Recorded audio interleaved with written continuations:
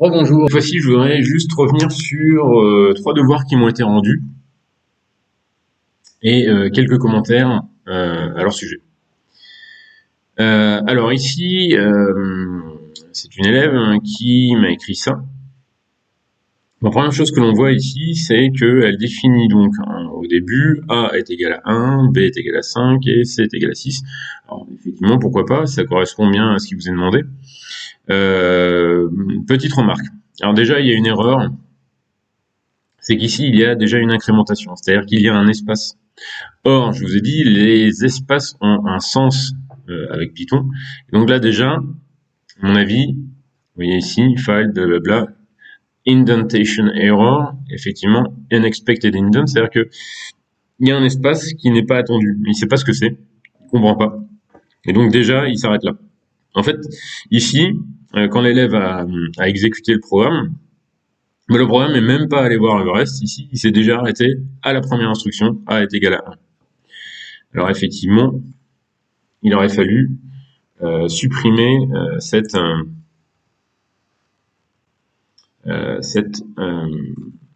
voilà, cet espace-là.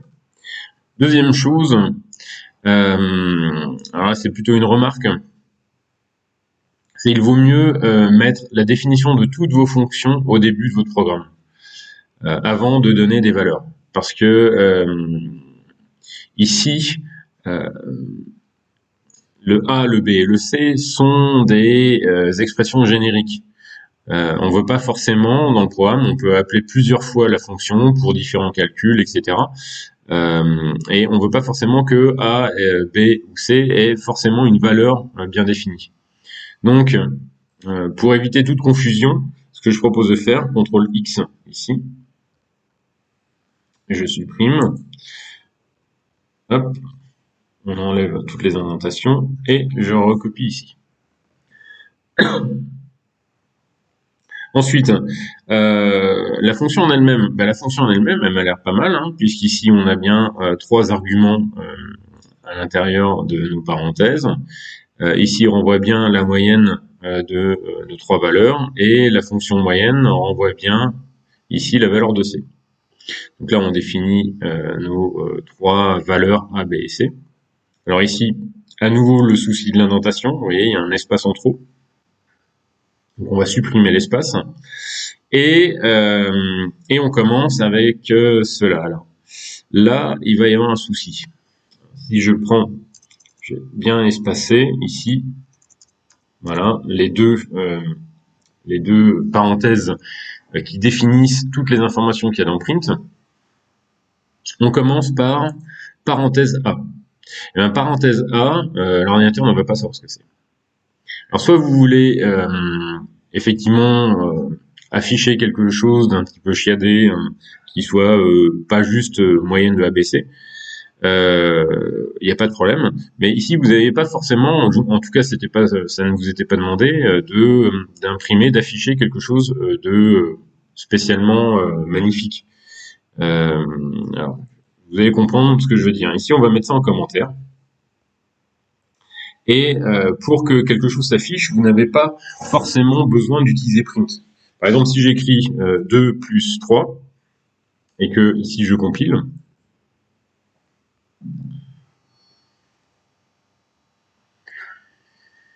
attention, suspense, que va-t-il s'afficher?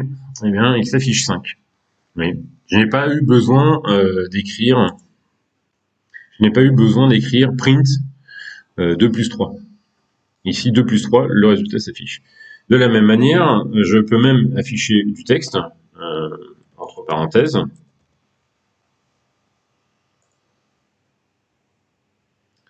Voilà, vous avez bonjour qui s'affiche. Alors, vous noterez, ceci dit, que ici, vous avez le 5 qui a disparu. C'est-à-dire que, en fait, l'ordinateur ne va afficher que la dernière instruction, à moins que vous ayez écrit print, et que dans ce cas-là, il y ait une mémoire dans l'affichage. Ici, en fait, qu'est-ce qu'il fallait faire? Eh bien, vous aviez juste besoin, comme expliqué dans la correction, d'afficher la moyenne avec les valeurs nécessaires, c'est-à-dire ici 1, 5 et 6. Et là, normalement, vous obteniez bien 4, c'est-à-dire la moyenne de 5, 1, 5 et 6. Voilà. Ok. Alors, maintenant, supposons que vous vouliez imprimer quelque chose d'un petit peu plus évolué. Pourquoi pas? C'est une très bonne idée. Ici, le problème, c'est que vous ouvrez la parenthèse et vous commencez avec une parenthèse. Lui, il sait pas ce que c'est, hein. L'ordinateur, parenthèse, je sais pas. À la limite, A, il connaît. A, ça vaut 1, ok. Mais parenthèse, je ne sais pas. Alors, l'idée ici, c'était évidemment d'afficher la parenthèse comme dans du texte. C'est-à-dire qu'on va commencer avec du texte.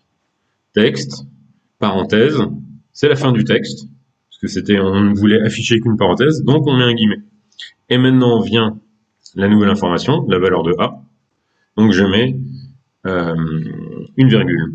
Ok. Ensuite, du texte entre A et B, ici, qui est bien séparé par une virgule et le texte entre guillemets.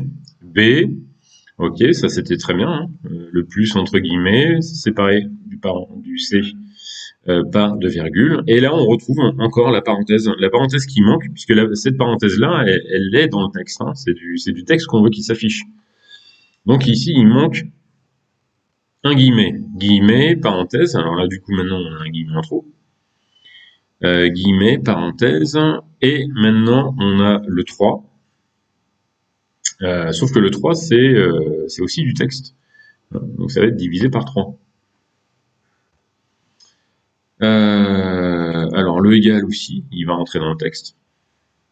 Égal. Et maintenant, il nous manque plus que, voilà, virgule, et le résultat de la moyenne, A, B, C. Ok. Et là, on peut exécuter. Et on a bien 1 plus 5 plus 6 divisé par 3 est égal à 4. Alors, deuxième exemple que je voulais vous montrer,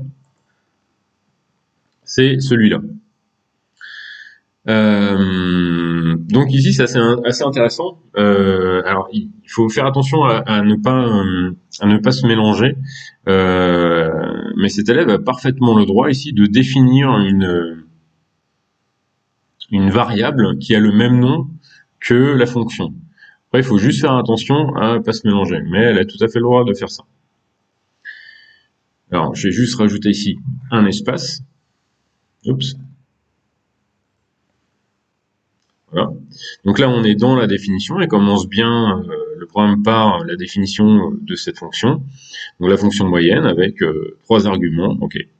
La moyenne, donc ici on définit une variable qui porte le même nom que la fonction. Attention, hein, c'est pas la même chose.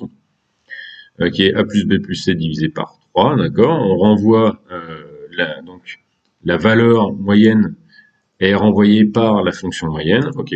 Et ensuite, elle appelle moyenne 1, 5, 6. Bon, déjà, tout ça aurait suffi. Hein. On va mettre ça en commentaire pour voir. Parce qu'ici, visiblement, elle a eu un souci avec problème ici. Si on a ça, normalement, ça fonctionne.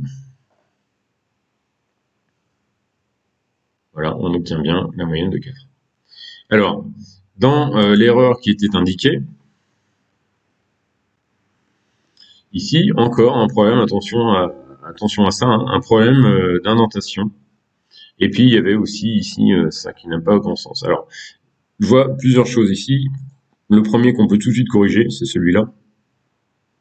C'est qu'il y a encore un espace ici qui ne sert à rien. Ensuite, ici, il va y avoir un problème avec les parties texte, et qu'ici, il y a un espace entre guillemets qui sera affiché. Et après cette partie texte, alors déjà, il manquerait une virgule, puisque là, on a une nouvelle information, cette parenthèse. Alors, je suppose que la parenthèse devait être dans la partie texte. Donc, en fait, elle devait être ici.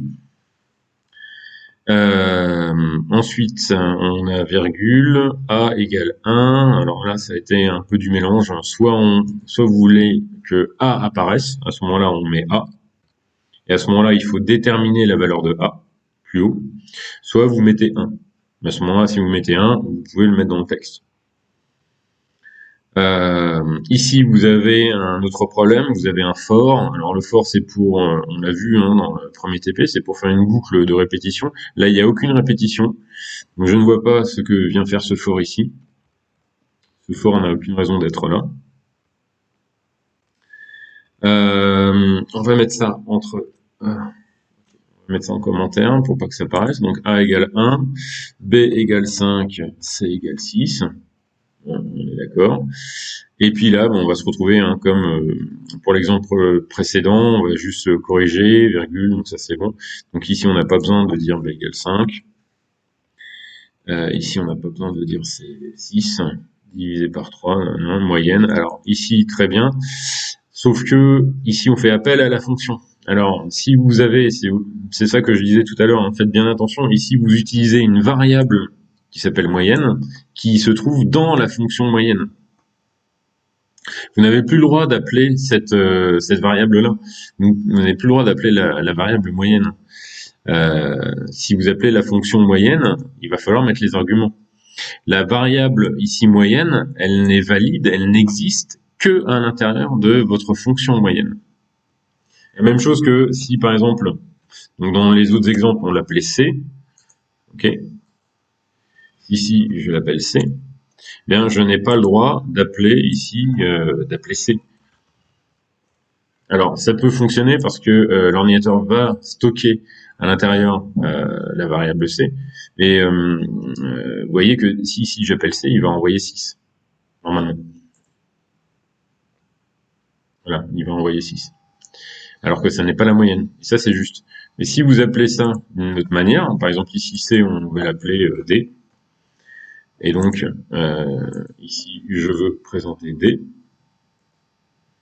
Alors C, il va encore employer 6. On va l'appeler donc moyenne, la fonction, avec A, B, D. C, ça va fonctionner. Voilà. 1 plus 5 plus 6 divisé par 3 est égal à 4. Ok, dernier exemple que je voulais vous montrer. C'est celui-là. Alors celui-là, ça va être très rapide. Donc là, tout était bon pour la définition de la fonction. Là, j'aurais rajouté un espace pour bien séparer la fonction du reste. Alors, seulement, il y a juste un petit truc un peu drôle ici, c'est que donc cet élève définit la variable A, B et C en disant que c'est 5, 3 et 4. En fait, ça ne sert strictement à rien, puisqu'en fait, ensuite, elle appelle la moyenne de 1, 5, 3. Donc A, B et C ne sont jamais appelés. On n'en a pas besoin. Ça ne marche pas, ça ne sert à rien. D'ailleurs, on peut les mettre en commentaire et on verra que le résultat ne change pas. Le seul intérêt de définir des variables et de leur donner une valeur, eh bien c'est, voilà, on obtient 4, c'est de les appeler. Donc si vous appelez A, B et C et vous leur donnez des valeurs, à ce moment-là, mettez dans votre fonction A, B et C ici. Mais sinon, ici, ça ne sert à rien. Ok, voilà, c'était juste les petits commentaires que j'avais sur 3 copies qu'on m'avait rendues.